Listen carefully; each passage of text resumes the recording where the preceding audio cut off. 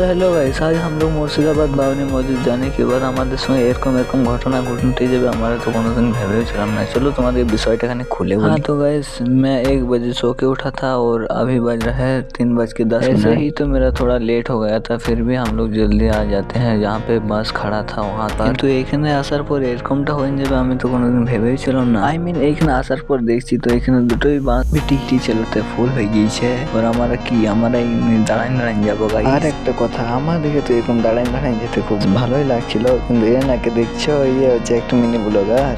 হ্যাঁ তো গাইস, এরকম বন্ধুদের মজা সাথে ঠান্ডার মজা সেই লাগছিল। যখন গাড়িটা দাঁড় করাই টুকু চা খেতে নামলি তখন তো দেখছি এইখানেও সেম কেস, এত ভিড় চাচার কাছে। হ্যাঁ তো কোনো রকম এখানে 1 কাপ চা খাওয়ার পর চলে গেলাম গাড়িতে চাপার পর টুকু চোখটা মুনতে ছেলে গেল, এমন চিচাইতে লাগলো। তো দেখতে পাচ্ছ গাইস, এইটাই হচ্ছে সে মুর্শিদাবাদের বাবরি মসজিদ। হ্যাঁ তো গাইস, এখানে আমাদের পৌঁছতে মোটামুটি 9টা বাজে গেছিল। টুকু তোমরাও দেখে লাও গাইস, এখানে এত ইট ফেলা আছে, মসজিদ হওয়া না মানে। হ্যাঁ গাইস, টুকু তোমরাও দেখে লাও এখানকার ভিউ, দেখতে তো পুরো বেশ ভালোই লাগছিল। হ্যাঁ গাইস, আর একটা কথা, আমার এই বাংলা ব্লগটা কে লাস্ট অব্দি দেখেছো তোমাদের নামটা একটু কমেন্ট করবে।